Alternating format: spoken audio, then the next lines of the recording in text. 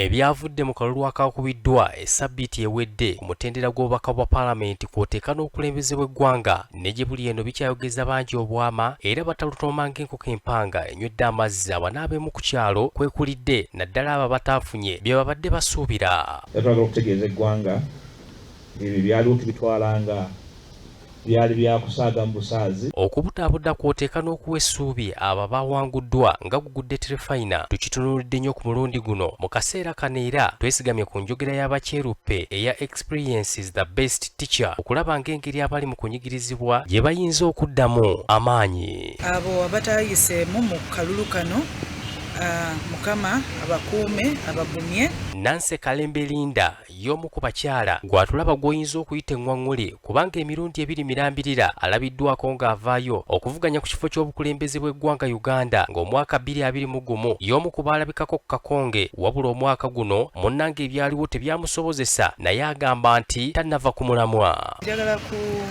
kusanyukirako abo abayiseemu. Wakati mu kwemulugunya mu abo abaakubiddwa akalulu ono abasabye okusigala nga ba mirembe era baddukire eri kkooti okufuna obwenkanya mu ebyo beemulugunyaamu. Katonda bw'anaaba aziruŋŋamizza ng'abantu abali mu kkooti babwenkanya weewaawo tunaalaba ekintu ekyenjawulo result ey'enjawulo.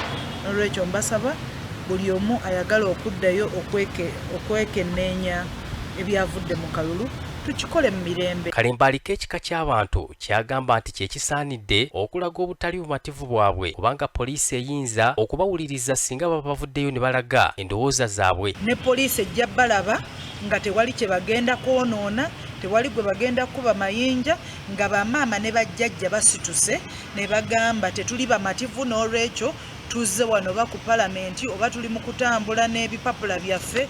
Abo tujja kubeera ne peaceful protest. Naye peaceful protest y'abavubuka sigirabangako wano e Uganda. Onakkaatiriza n'ategeeza nti kino kiva ku kubanga abavubuka kyangu nnyo okwerimbikibwamu abazzi b'emisango. Mubeeramu weewaawo abavubuka abazze nga baggala kukola peaceful protest naye mubeeramu abantu abakyamu ne Bayibuli etugamba nti abaana ba Katonda bwe baali bakuŋŋaanye ne Sitaani najja n'akuŋŋaaniramu.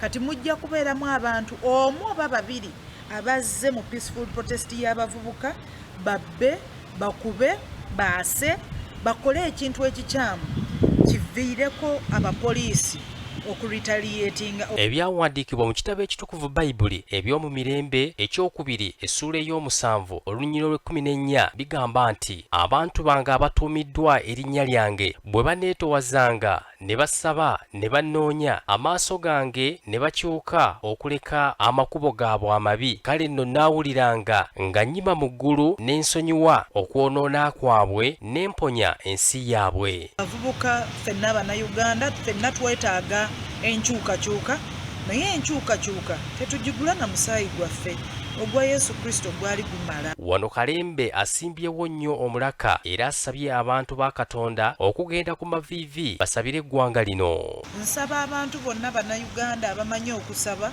saawa zino abeegayirizi bayingire okwegayirira basabire eggwanga lyaffe kubanga kye twetaaga. Agamba nti newankubadde tewabangawo okukyusa buyinza mu mirembe kisobokera ddala okutandika n'omulembe guno nga n'essuubi ery'enkyukakyuka agamba nti likyaliwo. Nsaba Bannayuganda aba generation eno fe ababa basooka okulaga Africa nti mu Uganda mwalimu abakulembeze ab'amagezi ab'omutima gw'eggwanga abalina omutima gw'eggwanga abaleetawo enkyukakyuka y'emirembe. Enkyukakyuka yo tujja kubeera nayo oba egenda kujja etya oba egenda kujja etya tuli bantu tetumanyi siffe ba Katonda. Bw'abuuziddwa kyaliko kati agamba nti nga ogyeko obukulembeze aliko emirimu emirala gy'akwasaganya nga okuwandiika. Njagala nnyo okuyigiriza abantu embeera y'obulamu.